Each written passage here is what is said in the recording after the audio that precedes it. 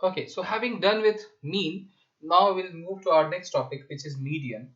And obviously पहले हम लोग को समझना पड़ेगा कि मीडियन होता क्या है. जैसे हम लोग मीन समझे थे कि हम लोग 10 5 7 लोगों को कुछ पैसा था, we collected it and then distributed equally, और जो भी आ रहा था वो डिस्ट्रीब्यूशन वी सेड कि हाँ that is the mean, meaning of mean वही था. वैसे मीडियन का क्या मीनिंग है? ठीक है, so suppose I have certain data से 5 7 कुछ भी ऐसा कोई डेटा है, रैंडम डेटा.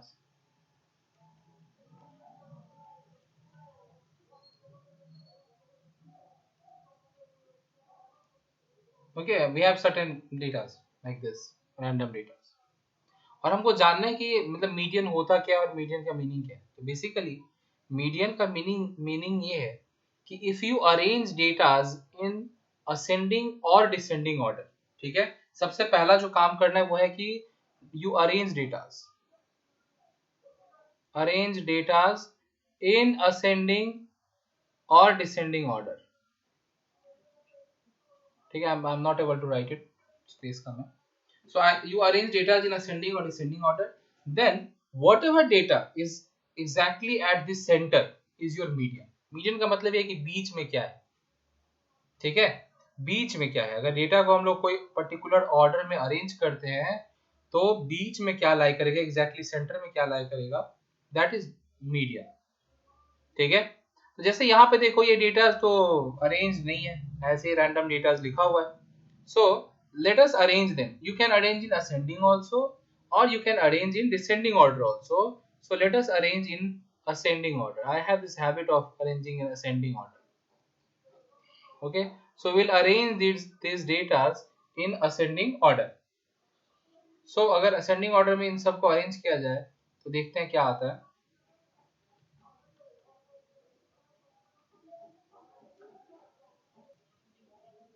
तो देखो ascending order में arrange करके हम लोगों को ये मिलेगा.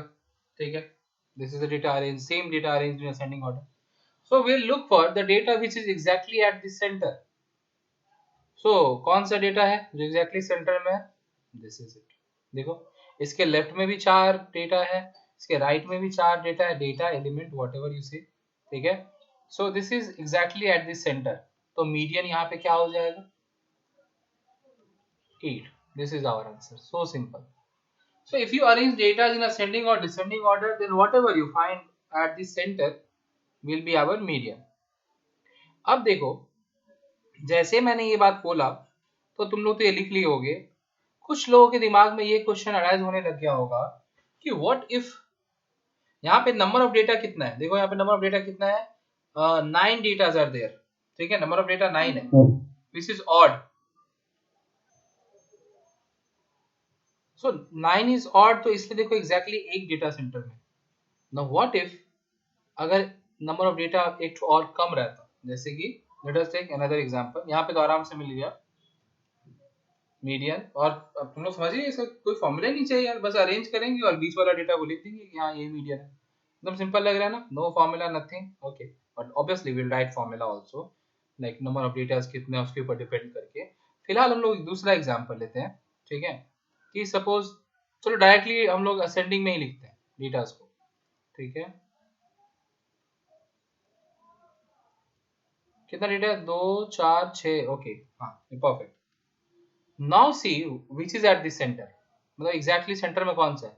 इफ यू से 11, नो, 11 के राइट में 2 है और लेफ्ट में 3 है.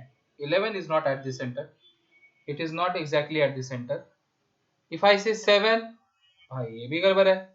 अब इसके राइट साइड में 3 हो गया, लेफ्ट में 2 हो गया, तो ये भी गड़बड़ है. ठीक है, सो नाइदर 7 नॉर 11. तब मीडियन क्या होगा? सो मीडियन तो वो होगा जो इन दोनों के बीच में हो. यहाँ पे जो डेटा हो that should be our median. और देखो ये तभी ये प्रॉब्लम अराइज हो रहा है when number of data is even. Suppose हम लोग नंबर ऑफ डेटा मतलब यहाँ पे कितना डेटा है उसको कैपिटल एन से डिनोट कर रहे हैं. ठीक है, this is n. So if n is even then the problem is arising कि हाँ भाई बीच में कौन सा एग्जैक्टली सेंटर में कौन सा है. ये प्रॉब्लम तब आ रहा है जब एन इवन. ऑड था तब कोई दिक्कत नहीं था, तब एक ही डेटा बीच में है कोई प्रॉब्लम नहीं है. सो यहाँ पे जो डेटा होगा, अब यहाँ पे क्या डेटा होगा, so what to do, think. तो देखो यहाँ तो ये सेंटर में कोई डेटा एग्जिस्ट नहीं कर रहा है, तो हम लोग क्या करेंगे, we will take average of this two, इन दोनों का एवरेज निकाल लेंगे। तो एवरेज जो होगा वो ऑब्वियसली बात है इन दोनों के बीच में लाई करेगा, इन दोनों का जो एवरेज होगा वो इन दोनों के एग्जैक्टली सेंटर में लाई करेगा। So that is why what we'll do, we'll take average of these two datas. So our median here will be, here our median will be 7 plus 11 by 2, मतलब कि 18 by 2 which means 9। तो हम लोग एक extra term समझ सकते हो कि यहाँ पे सोच सकते हो कि हम लोग इंसर्ट कर रहे हैं basically, this 9 is not there, so we are like कि नहीं ये 9 जो है ये यहाँ एग्जैक्टली सेंटर में होना चाहिए था, and then 9 is our median, and that is why we take average of this two datas. तो जब भी whenever this n is even, capital N is even, ठीक है, n क्या इंडिकेट कर रहा है, नंबर ऑफ ऑब्जर्वेशंस। मैं लिख देता हूं, अब हम लोग फॉर्मूला लिखते हैं, ठीक है। If n denotes the number of observations, then depending upon whether n is even or odd, we will have two cases, ठीक है। if n is odd, then it is very simple, just now we saw कि exactly centre वाला element होगा, ठीक है। तो वो कौन सा होगा, n के टर्म्स में वो क्या होगा, हम लोग वो भी डिराइव कर लेते हैं। तो देखो जैसे मान लो 3 ठो टर्म है, 1 2 3, तो सेकेंड वाला is the median, 2 is the median. मान लो अगर 5 टर्म है, देन 3 इज द मीडियन। अगर 7 टर्म है, suppose 7 terms are there, then 4 is the median. Now can you relate it if I say if n terms are there and so on, if n terms are there and n is odd, here n is odd, तो क्या होना चाहिए median, सोचो खुद से ही सोचो। देखो यहाँ जब 3 टर्म था तो क्या मीडियन आ रहा था 2, जब 5 टर्म है तो क्या मीडियन आ रहा है 3, जब 7 टर्म है तो क्या मीडियन आ रहा है 4।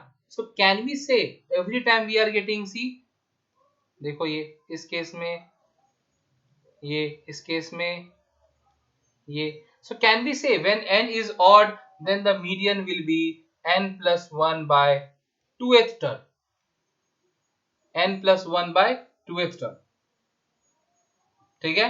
so let us write down this formula, I'll erase it। ये सब खुद से डेरिवेशन होता है कि हम लोग खुद से कैसे डिराइव करें, ठीक है। इस तरीके से आप लोग लिख के एग्जांपल लेकर के जनरलाइज कर सकते हो कि हाँ भाई अगर n रहा तो क्या आएगा। तो ऐसी फॉर्मूलाज ड्राइव होता है, और कुछ अलग तरीका नहीं होता है फॉर्मूला ड्राइव करने का। पहले आप कुछ ऐसा लिखते हो कि हाँ इसके लिए ये है, इसके लिए ये है, फिर आप खुद एनालाइज करते हो कि भाई तब n के लिए क्या होगा, ठीक है। So just now we saw कि if n is odd then the median will be n plus 1 by 2th term, okay। So just now we saw that when this n is odd, तब median क्या होगा, the median will be n plus 1 by 2th observation, ठीक है। मतलब ये observation क्या है वो होगा मीडियन, ये नहीं। जैसे बहुत जन क्या गलती करता है, मैं बताता हूँ, देखो what people make mistake.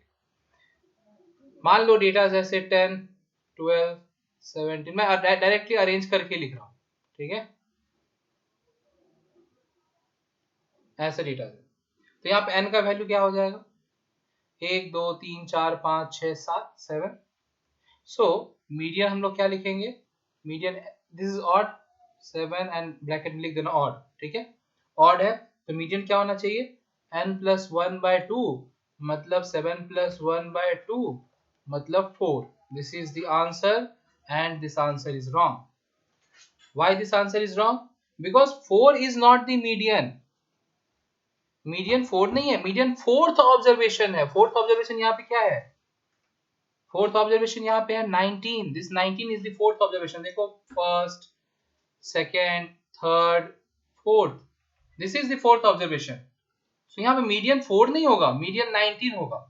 So sometimes लोग इसको मिस इंटरप्रेट करके और ये गलती करते हैं, ठीक है। So don't make this mistake, it is median is n plus 1 by 2th observation, right in this way, then you will not make mistake. If you only write n plus 1 by 2, then definitely you will make mistake. लेकिन if you write n plus 1 by 2th observation तो तुमको ध्यान में रहेगा कि अच्छा n का value 7 बैठाते हैं तो 7 plus 1 8, 8 divided by 2 is 4, so it is fourth observation. And then you start looking for which is the fourth observation. So 1 2 3 4, so this is it 19. So our answer will be 19. This is the median. तो यहाँ पे क्या लिखेंगे? This is equals to 19. This is the answer. Here the median for this question is 19. Okay, not 4. ये गलती मत करना. Okay, now see when n is even तब क्या होगा? तब हम लोग क्या देख रहे थे कि मीडियन में थोड़ा सा डायरेक्टली ऐसे नहीं आ रहा था. क्या आ रहा था मीडियन? तब देखो then the median will be, तुम लोग फिर से वही बात खुद से लिख के देख सकते हो कि अगर 4 ऑब्जर्वेशन है तो इन दोनों का एवरेज लेना है, मतलब सेकेंड और थर्ड का. अगर 6 ऑब्जर्वेशन है तो इन दोनों का एवरेज लेना है, थर्ड और फोर्थ का. ठीक है. So see what is the relation. See ये पहला जो है वो n/2 हो रहा है ना, पहला जो टर्म है वो n/2 हो रहा है ना, 4/2 2 6/2 3. ठीक है. So median will B n/2th term or observation. I am writing term, you can write observation also. So n/2th observation plus इसका जस्ट नेक्स्ट वाला. तो इसका जस्ट नेक्स्ट वाला क्या बोलेंगे? ठीक है, मतलब अगर थर्ड है तो उसका बाद वाला क्या होना है? फोर्थ. ऑब्वियसली +1 ना. नेक्स्ट वाले के लिए क्या करना होता है? +1. तो इसमें हम लोग +1 यहाँ देखो n में +1 नहीं कर रहे, पूरा का पूरा n/2 में +1 कर रहे. ठीक है. So n/2th term plus n/2 plus 1th term.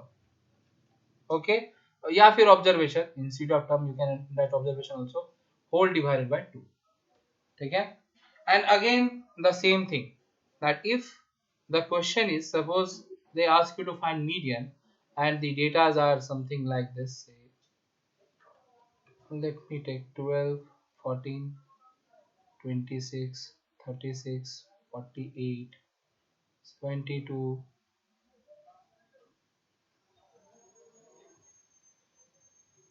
96 140. Okay. अच्छा, ये नहीं सोचना कि सब इवन ही क्यों नहीं. अरे हाँ, ये भी भाई, ये भी बात है यार. Okay, let me change the datas a bit. 37 कुछ भी 97. ठीक है. ये मत सोचना सब इवन है तो सब इवन है, ऐसे नहीं. चलो, count the number of terms. 1 2 3 4 5 6 7 8. So n is 8, मतलब कि इवन. ठीक है. तो मीडियन क्या लिखेंगे? Obviously will use this second formula. तो n/2th टर्म और observation plus n/2 plus 1th observation whole divided by 2. ठीक है. नाउ अगेन क्या मिस्टेक करते हैं लोग, वो ध्यान से देख लो. फिर से वही गलती करेंगे कि n इज 8, तो 8 डिवाइडेड बाय 2 इज 4, तो लिखेगा 4 plus 5/2. Answer is 4.5. This is the answer. No, wrong. Answer is not 4.5, answer is 4.5 term. तो बोलोगे 4.5 टर्म क्या होता है? काउंटिंग तो first term, second term, third term, fourth term, fifth term होगा. 4.5 टर्म क्या है? ऑब्वियसली 4 और 5 का जो एवरेज होगा वो 4.5 टर्म होगा. ठीक है.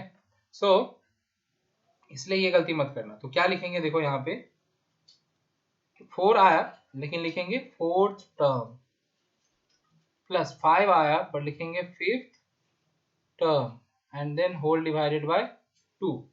ठीक है. सो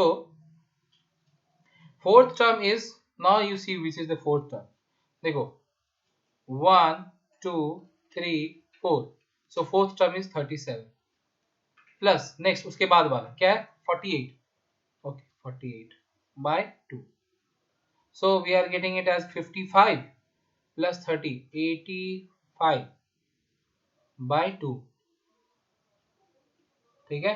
So 42.5. Now you be like कि क्या मीडियन पॉइंट में आ सकता है? हाँ, पॉइंट में आ सकता है. क्यों नहीं आ सकता है भाई? डेटा भी तो पॉइंट में हो सकता है, ऑब्जर्वेशन भी तो पॉइंट में हो सकता है ना. और यहाँ पे देखो ऑब्जर्वेशन पॉइंट में नहीं है, फ्रैक्शनल वैल्यू नहीं है, they are positive integers. But still हम लोग का आंसर जो आया है वो फ्रैक्शनल वैल्यू है, मतलब 42.5 आया, बट नो इशूज, ऐसा आ सकता है, कोई प्रॉब्लम नहीं है, ठीक है। इसलिए जानबूझ के मैंने इस डेटा को एडिट किया, यही बताने के लिए कि आप पॉइंट पे भी आ सकते हैं, इसका मतलब ये मत समझना कि हम लोग गलती कर लिया है, कुछ वैसा नहीं, ये सही है। Okay, so remember this, when n is even then this is the scenario, if n is odd then this is the scenario। Okay, and again जैसे हम लोग मीन देखे थे ना, कि मीन हम लोग तीन तरह का डेटा के लिए फाइंड किए थे। पहले जब डेटा इस तरीके से दिया हुआ रहे, दूसरा जब डेटा को हम लोग फ्रीक्वेंसी वाइज कैटेगराइज कर लेते हैं, और तीसरा जब क्लास वाइज कैटेगराइज करते हैं, ठीक है। सो अगेन मीडियन भी तीन तरह के डेटा के लिए फाइंड करेंगे हम लोग, मेनली इस तरह के डेटा के लिए सीख लिए हैं। Now I will move to the other two types of datas. Okay, पहले ये अच्छे से समझ लो और इसको कॉपी कर लो अच्छे से। अगर कुछ प्रॉब्लम हो then you know pause the video, वापस दोबारा जाके देखो, ठीक है। Okay, now see, this is the question, find the median, and we can see there are a lot of datas। Mainly ये जो डेटा है वो देखो, इट इज आइदर 6 और 8 और 7 और 9 और 12, ये पांच ही डेटा है, लेकिन वही डेटा बार बार रिपीट हुआ है। तो अगेन जैसे हम लोग मीन इसका फाइंड करना, तो हम लोग क्या किए थे, हम लोग डेटा को कुछ ऐसे रिकॉर्ड कर लिए थे कि हम लोग जैसे सपोज यहाँ पे फाइंड द मीडियन खाली बोला है, बताया नहीं कि किस तरह का डेटा है। It can be money, it can be you know some age of some students, कुछ भी हो सकता है, लाइक कुछ भी हो सकता है। फिलहाल हम लोग मान लेते हैं कि चलो दिस आर नंबर्स, हम लोग यहाँ पे लिख लेते हैं numbers and then we record their frequency. मतलब ये डेटा जो है वो कुछ ऐसा होना चाहिए था, इस फॉर्म में होना चाहिए था, ठीक है, कि numbers and along with their frequency, ठीक है। So the numbers are either 7 8 6 12 और 9, बस इतना ही है यहाँ पे, ठीक है। ये पांच ही नंबर है, बस यही नंबर्स क्या है कि बार बार रिपीट हुआ है। तो चलो हम लोग फ्रीक्वेंसी मतलब काउंट करके लिखना कि भाई कितनी बार क्या है। तो चलो लिखते हैं, तो 7 कितनी बार है, सो 1 2 3 4 5 6 7 8 9 10, 10 टाइम्स, ठीक है। नेक्स्ट 8 कितनी बार है, 1 2 3 4 5 6 7 8 8 टाइम्स। ओके, इस तरीके से सबको काउंट करके हम लोग लिख लेते हैं कौन कितनी टाइम्स है। Okay, so see, I wrote these data randomly, and this is weird. I found out that 8 is 8 times, and all other data are exactly 10 times, coincidentally। ठीक है, ये मैंने गिनती करके नहीं लिखा था भाई, तो ये थोड़ा अजीब लग रहा है मेरे को। तो मैं क्या करता हूँ, ये लास्ट का 3 डेटा डिलीट कर देता हूँ, 9 7 एंड 12, पर उससे क्या ही फर्क पड़ेगा है, सब में से एक एक कम जाएगा, सब 9 9 हो जाएगा, बात तो एक ही रह गया, ठीक है। सो कुछ डेटा और डिलीट कर देते हैं, 9 को वापस से डिलीट कर देते हैं।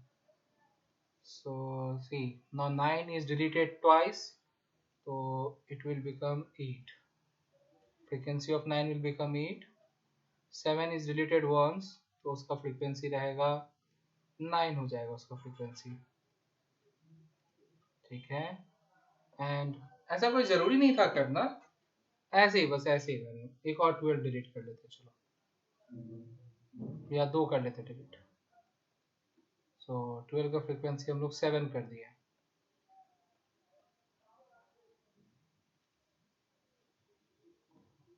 बाकी बाकी रहने देते हैं, ठीक है, हाँ रहने देते हैं।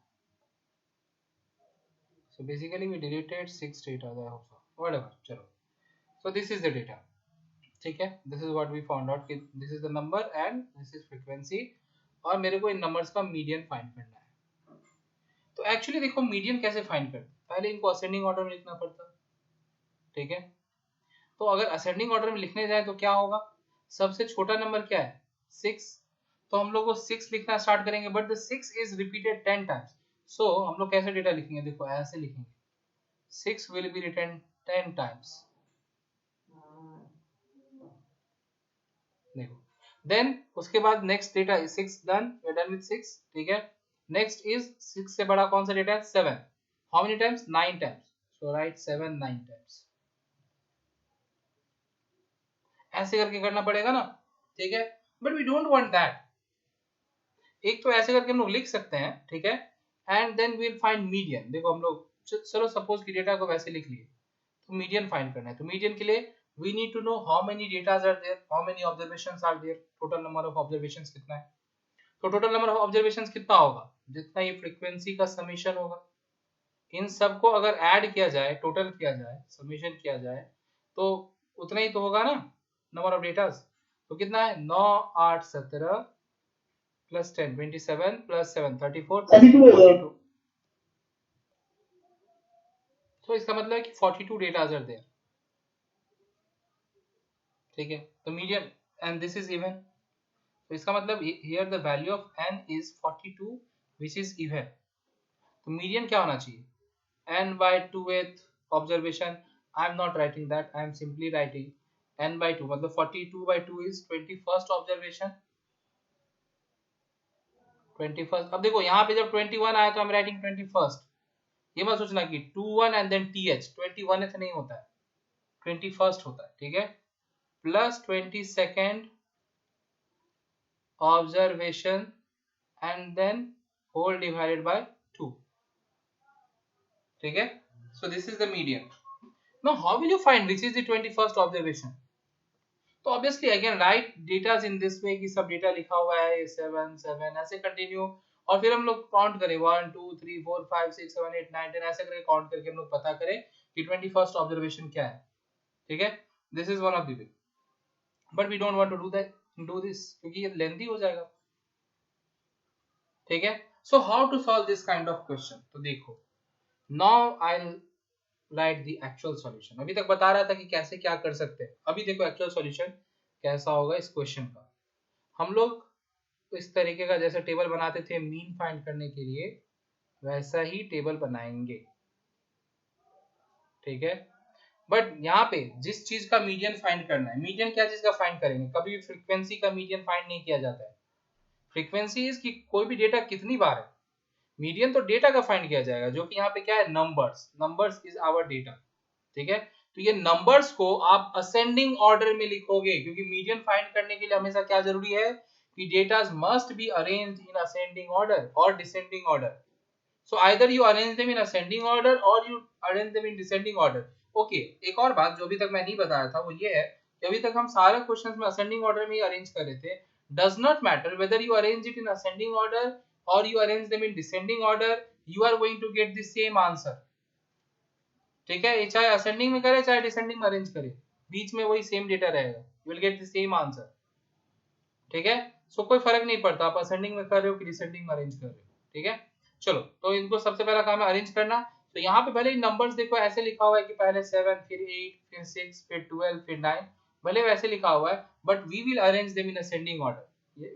When we are writing here in this form, तो हम लोग उसको असेंडिंग ऑर्डर में लिखेंगे. 6 7 देन 8 देन 9 और उसके बाद 12.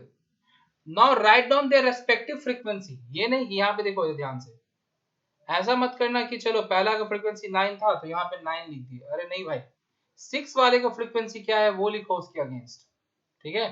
6 वाले का फ्रीक्वेंसी कितना है? देखो 6 वाले का फ्रीक्वेंसी है 10, सो 6 के अगेंस्ट में 10 लिखा जाएगा. 7 वाले का फ्रीक्वेंसी कितना है? 9, तो उसके अगेंस्ट में 9 लिखा जाएगा. 8 वाले का फ्रीक्वेंसी कितना है? 8, तो उसके अगेंस्ट में 8 लिखा जाएगा. देन 9 वाले का फ्रीक्वेंसी वो भी 8 है, तो उसके अगेंस्ट में भी 8 ही लिखा जाएगा. एंड देन वी हैव 12 का फ्रीक्वेंसी कितना है? 7, सो उसके अगेंस्ट में 7 लिखा जाएगा. सो नंबर्स को हम लोग असेंडिंग में अरेंज किए हैं और उसका रिस्पेक्टिव फ्रीक्वेंसी जो है वो लिखे हैं उसके अगेंस्ट में. ये नहीं कि फ्रीक्वेंसी को अरेंज कर दिया, ऐसा मत करना कि फ्रीक्वेंसी को असेंडिंग या डिसेंडिंग में अरेंज कर दोगे, वैसा बिल्कुल नहीं करोगे. Only arrange this datas, not the frequency. Like अगर मान लो है marks and number of student, तो हम लोग मार्क्स को अरेंज करेंगे, नंबर ऑफ स्टूडेंट को अरेंज नहीं करेंगे, ठीक है. नाउ सी, इससे पता कैसे चलेगा मीडियन फाइंड करने के लिए this is how will find median, already we have written here. So median find करने के लिए वी नीड टू नो कि जब ये अरेंज्ड है तो what will be the 21st observation and what will be the 22nd observation, that we need to know. तो ये कैसे हम लोग पता करें कि मीडियन 21st ऑब्जर्वेशन क्या होगा और 22nd ऑब्जर्वेशन क्या होगा, ये हम लोग कैसे पता करें? ठीक है, तो देखो ऑब्वियस सा बात है, we are not going to write it down, पहले मैंने बता दिया। हम लोग थोड़ा सा बुद्धि लगाएंगे। क्या बुद्धि लगाएंगे, ध्यान से देखो।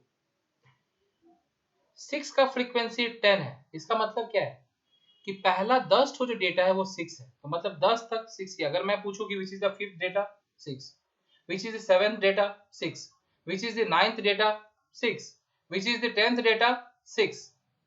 Now if I ask you what will be the 11th data, then you will be like 6 तो 10 बार ही है, 11वां से तो फिर 7 लिखाने लग जाएगा, so the 11th data will be 7। ठीक है, so if I ask you what is the 11th data, it is like 7। What is the 12th data? 7। 13th data? 7। कहां तक 7 रहेगा? देखो 9 टाइम्स है ना 7, तो 10 बार अगर हम 6 लिख दिए हैं और उसके बाद 9 बार हम 7 लिख रहे हैं, सो 19th डेटा तक 7 ही रहेगा। सो 7 will be till 19th data. तो मतलब ये जो फ्रीक्वेंसी है ये हम लोग को बता रहा है कि भाई कौन सा डेटा क्या होगा, 18th डेटा क्या रहेगा, 21st डेटा क्या होगा, 27th डेटा क्या होगा, वो हम लोग फ्रीक्वेंसी से पता कर सकते हैं। तो हम लोग एक नया चीज, एक नया कॉलम यहाँ पे लिखेंगे और उस कॉलम का नाम हम लोग लिखेंगे cumulative frequency, CUMULATIVE, cumulative and then frequency, cumulative frequency. अब कुछ और प्रोनाउंसिएशन होगा तुम लोग के लिए भाई, तो मेरा मस्ती मत लेना, क्यूमुलेटिव भी नहीं बोलना आता। ओके, तो क्यूमुलेटिव फ्रीक्वेंसी। तो हम लोग करेंगे क्या, पहला वाला एज इट इज लिख देंगे। No need to give this arrow. I am just giving this arrow to make you all understand कि क्या करते हैं cumulative frequency find करने के लिए। ठीक है, no need to draw this arrow। ठीक है, so पहला as it is। दूसरे वाले के लिए क्या करेंगे, we'll add these two, 10 plus 9, ये प्लस कर देंगे, so 19 here। क्या है ये, 10 plus 9। देन नेक्स्ट वाले के में क्या करेंगे, ये एरो ड्रॉ करना जरूरी नहीं है, मैं ये एरो ड्रॉ कर रहा हूं, तुम लोग नहीं करोगे। Now what we'll do, we'll write 19 plus 8, 27, 19 plus 8 add करते जाओ, फिर 27 plus 8, 35, 27 plus 8, 35। ये भी लिखना नहीं है, जो ब्रैकेट में हम लिख रहे हैं ये सब कुछ नहीं लिखना है, बस सिंपली टोटल लिखते जाओ, 35 plus 7, 42। नाउ ऑब्वियसली ये जो टोटल होगा ना, so this thing and this last should match. अगर ये मैच कर रहा है तब तो तुम क्यूमुलेटिव फ्रीक्वेंसी सही से फाइंड कियो, वरना फाइंड सही से नहीं कियो, कुछ गलती कियो। So total number of students या टोटल जो फ्रीक्वेंसी है वो और क्यूमुलेटिव फ्रीक्वेंसी का लास्ट वाला ये मैच होना चाहिए हमेशा। ठीक है, okay, so we have found this cumulative frequency, but the thing is what is the use of cumulative frequency, why did we find it? Actually देखो, अगर क्यूमुलेटिव फ्रीक्वेंसी लिख लिए ना तो हम लोग बता सकते हैं कि कौन सा टर्म क्या होगा। Like there are 42 terms, if I ask you what is the 25th term, तुम क्यूमुलेटिव फ्रीक्वेंसी देख करके बता दोगे कि कौन सा 25th टर्म होगा। कैसे, देखो यहाँ पे क्यूमुलेटिव फ्रीक्वेंसी 10 है, इसका मतलब क्या हुआ कि 10 तक फर्स्ट 10 टर्म जो है वो 6 ही है। मतलब if I ask you what is the 6th term 6, what is the 7th term 6, what is the 8th term 6, what is the 9th term 6। ठीक है, कोई भी 10 तक में कोई भी टर्म 6। नाउ सी फ्रॉम, ये 19 है ना, इसका मतलब क्या हो गया कि फ्रॉम 11 जस्ट इसके बाद से 11 till 19th we have 7। so if I ask you what is the 14th term, so 14th term is 7। what is the 15th term, so 15th term is also 7। 18th term 7, 19th term 7। so cumulative frequency ये बताता है कि कहां तक कौन सा term है। अब देखो ये 27 है ना, इसके बाद वाला का क्यूमुलेटिव फ्रीक्वेंसी, इसका मतलब क्या हो गया कि 19 के बाद से, 19 के बाद से मतलब 20 से लेकर के और 27 तक जो टर्म है वो क्या है, 8 है। So if I ask you what is the 20th term, 8, what is 21st term, 8, what is 22nd term, 8, what is 25th term, 8, what is 26th term, 8. What is 27th term? 8. Now if I ask you what is 28th term, so 28th term is not 8, ये 27 तक ही होगा. 28th term क्या हो जाएगा? Next वाला 9. So from 28 till 35, 9 will be there. Okay, and similarly from 36 till 42, 12 will be there. So this is the use of cumulative frequency. Once you write cumulative frequency, तुम ये देख cumulative frequency को देख के बता सकते हो कि कौन सा टर्म क्या है. So now we'll answer our question. 21st observation plus 22nd observation by 2. So 21st observation obviously 19 के बाद आ रहा है, so it has to be 8. So 21st observation भी 8 है, 22nd observation भी यहाँ पे luckily 8 ही है, divided by 2. So 16 divided by 2, the answer is 8 itself. दोनों टर्म सेम आ गया इसीलिए. ठीक है. So this is the use of cumulative frequency. ये ध्यान रखना. And this cumulative frequency is very important. अब ये सब जो मैं ब्रैकेट में लिखा हूँ ये सब लिखना जरूरी नहीं है. You simply write the cumulative frequency. No need to write all this. ये तो बस समझाने के लिए है कि cumulative frequency लिखने से हम लोगों को क्या पता चल रहा है कि कौन सा से कौन सा टर्म तक क्या है, ये पता चल रहा है. ठीक है. So this thing should not be part of your solution. जो भी encircle किया मैंने, this is not part of your solution. You should not write all these things. Okay. Okay, so this is it for this session, and we'll continue with this median for class data. जब class के form में data लिखा हुआ है in the upcoming session. Till then, keep watching and keep learning. Thank you.